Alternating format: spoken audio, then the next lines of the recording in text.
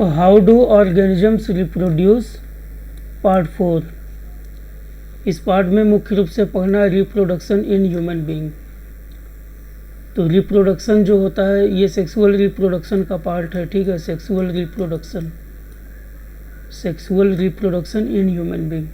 तो sexual reproduction में mail होता है, फीमेल होता है, जैसा प्लांट में होता था। तो यहाँ भी मेल और फीमेल है। मेल माने मैन समझो, और फीमेल मीन्स वुमन।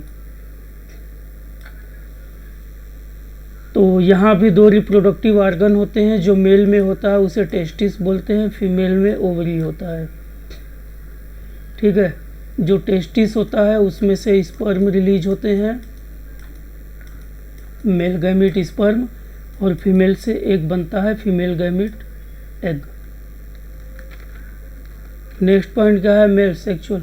जो सेक्सुअल मैच्योरिटी होती है मेल में 13 to 14 ईयर्स में स्टार्ट हो जाती है, फीमेल में 10 to 12 ईयर्स में स्टार्ट हो जाती है, और इस एज को हम लोग बोलते हैं प्यूबर्टी। नेक्स्ट इसके बाद है the testis and ovary produce viable gametes. तो मैंने बताया कि टेस्टिस से स्पर्म रिलीज होता है और ओवरी से एग रिलीज होता है। साथ में जो टेस्टिस होता है वो मेल हार्मोन रिलीज करता है जिसका नाम है टेस्टोस्टेरोन, ठीक है, टेस्टोस्टेरोन। और जो फीमेल हार्मोन है वो है एस्ट्रोजन एंड प्रोजेस्टेरोन। ये दोनों फीमेल हार्मोन्स है। तो ये सारे एग्जाम में एक एक नंबर में, शॉर्ट आंसर में, ऑब्जेक्टिव टाइप में पूछा जाएगा। अब आ गया सेक्सुअल मैच्योरिटी। तो सेक्सुअल मैच्योरिटी ह्यूमन बीइंग में अलग अलग होती है, मैन में अलग होती है, वुमेन में अलग होती है। Changes common to boys. कुछ चेंजेस ऐसे होते हैं जो बॉयज और गर्ल में कॉमन होते हैं, जैसे thick hair growth in armpit, genital area between the thigh, इधर हेयर्स आने लगते हैं। Thinner hair on legs, arm और फेस पे पतले बाल आने लगते हैं। ऑयली स्किन हो जाती है जिससे पिंपल्स आते हैं। ये बॉय गर्ल दोनों में होता है। Changes only in girls. Girls में breast size begin to increase, start menstruation. Boys में thick facial hair, voice begin to crack, आवाज़ मोटी हो जाती है। नाउ व्हाट इज़ प्यूबर्टी, पीछे हमने पढ़ा था, एक बार फिर से देख लेते हैं। Puberty is the age at which, जिस एज पे द सेक्स हार्मोन्स और gametes begin to be produced and the boy and girl become sexually mature, उस एज को प्यूबर्टी बोलते हैं। अब इसके बाद जब एक्सेसरी सेक्सुअल कैरेक्टर्स डेवलप हो जाते हैं तो वहाँ पे मेल रिप्रोडक्टिव ऑर्गन्स की बारी आती है। मेल रिप्रोडक्टिव ऑर्गन्स का अगर डायग्राम देखो तो ये हमारा पेनिस है, ठीक है, पेनिस है। बीच में जो लाइंस है ये वाइट कलर की, ये है यूरेथेरा। ये सबसे पहले तो ये देखते हैं कि ये जो है यहाँ पे ये टेस्टिस है हमारा, यहीं से स्पर्म बनता है, यहीं से जो है मेल हार्मोन्स टेस्टोस्टेरोन डेवलप होते हैं। स्क्रोटम है, स्क्रोटम के अंदर टेस्टिस रहता है, स्क्रोटम टेस्टिस को सेफ्टी प्रोवाइड करता है। वास डिफरेंस वो नली है जहाँ से स्पर्म टेस्टिस से बनता है और वास डिफरेंस से होते हुए यहाँ तक आता है। यहाँ से आते आते ये जो है यहाँ से निकलेगा और एग से जाकर मिक्स होगा तो फर्टिलाइजेशन होगा। फिर सेमाइनल वेजाइकल है, यूरेटर है, ब्लैडर है, ये सब तुम लोग जान रहे हो। चलो आगे देखते हैं इसके पहला है टेस्टिस। टेस्टिस ओवल शेप्ड होता है, अभी हमने ऊपर देखा ऐसा शेप्ड होता है। एक पेयर ऑफ टेस्टिस होता है। टेस्टिस ये प्लूरल है लेकिन सिंगुलर में टेस्टिस की स्पेलिंग ये हो जाएगी। तो ये एक पेयर में होता है, मतलब दो होता है और स्क्रोटम के अंदर होता है। टेस्टिस का काम क्या है, टेस्टिस का काम है स्पर्म को प्रोड्यूस करना और टेस्टोस्टेरोन जो सेक्स हार्मोन से उसको प्रोड्यूस करना। हमने देखा टेस्टिस स्क्रोटम में होता है, ये स्क्रोटम होता है, इसके चारों तरफ। स्क्रोटम का क्या रोल है, it provide optimal temperature for the formation of sperm, temperature provide करता है। उसके बाद एपिडाइडमिस है, एक ट्यूब लाइक स्ट्रक्चर होता है। ट्यूब लाइक स्ट्रक्चर होता है जो टेस्टिस से जुड़ा होता है।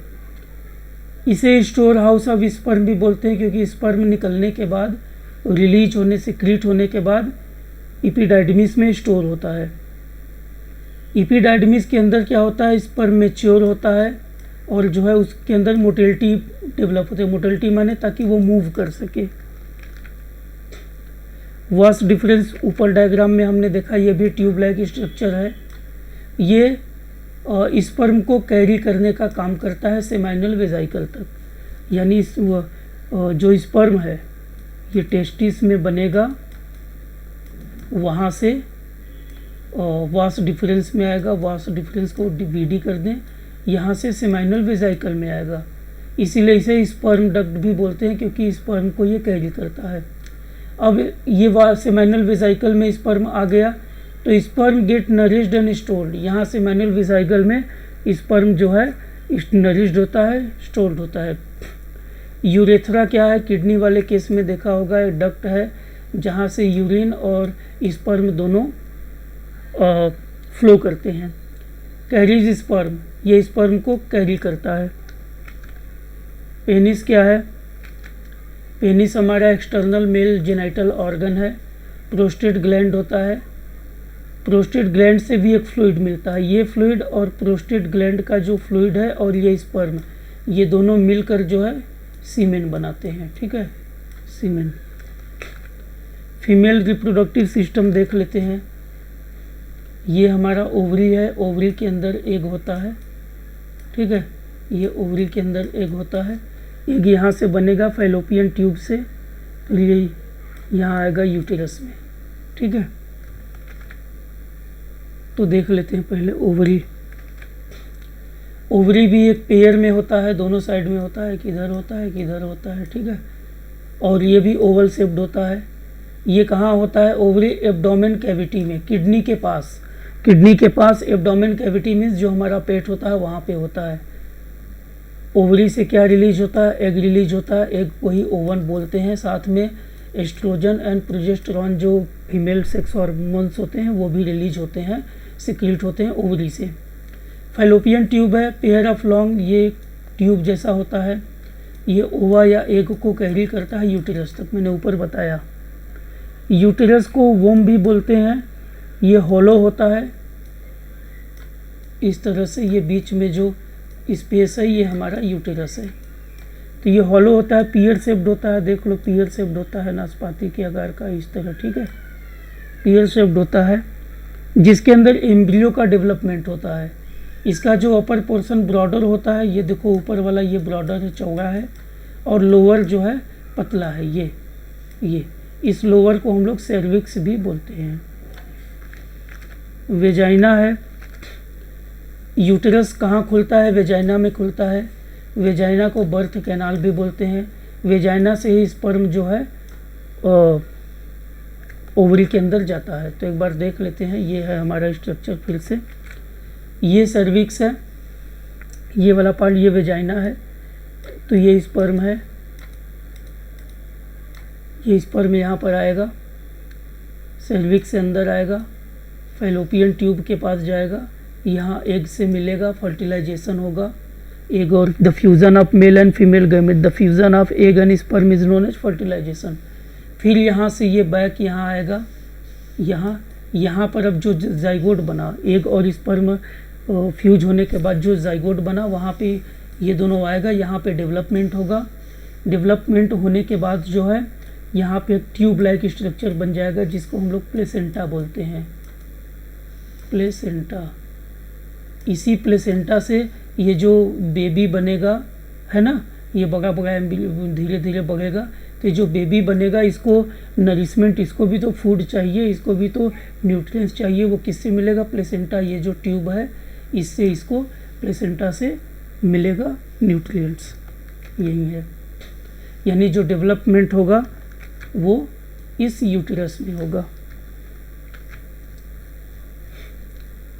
अब सेक्सुअल रिप्रोडक्शन देख लेते हैं क्या होता है। तो स्पर्म जो है वेजाइना तक जाएगा। ठीक है, वेजाइना में जाने के बाद फिर वो फर्टिलाइजेशन होगा फैलोपियन ट्यूब में। फैलोपियन ट्यूब जैसे ही स्पर्म को कलेक्ट करेगा, वो ओवम से फ्यूज होगा, स्पर्म और ओवम फ्यूज होगा और फर्टिलाइजेशन होगा। और यहाँ पर जाइगोट बनेगा, जाइगोट से एम्ब्रियो होगा, एम्ब्रियो का डेवलपमेंट होगा, और एम्ब्रियो का डेवलपमेंट जब होना शुरू हो जाएगा तो उसी को हम लोग बोलते हैं कि प्रेगनेंसी स्टार्ट हो गई, और उस समय मेंस्ट्रुएशन स्टॉप हो जाता है। अब एम्ब्रियो जो होगा वो यूटेरस के पास आएगा, यूटेरस के अंदर ही उसका सारा डेवलपमेंट होगा। तो the embedding of embryo in the thick inner lining of the uterus is known as implantation. वो जो डेवलपमेंट होता है एम्ब्रियो का उसको इम्प्लांटेशन बोलते हैं।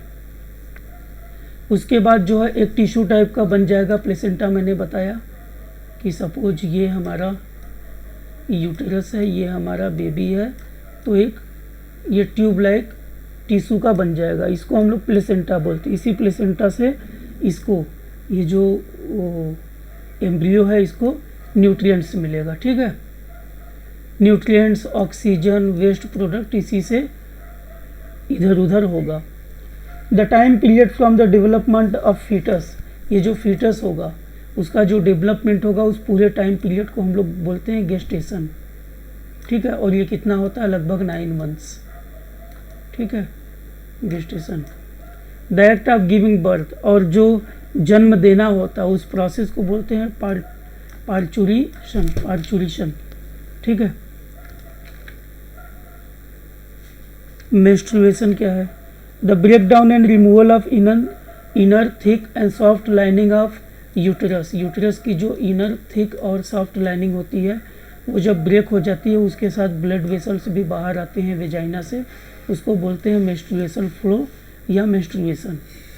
The cycle of event taking place in the ovaries and uterus, और ये जो साइकिल होता है हर 28 डेज के बाद रिपीट होता है। ये जो मेंस्ट्रुएशन होता है या मेंस्ट्रुअल फ्लो का साइकिल होता है 28 डेज पर रिपीट होता है, इसे बोलते हैं मेंस्ट्रुअल साइकिल।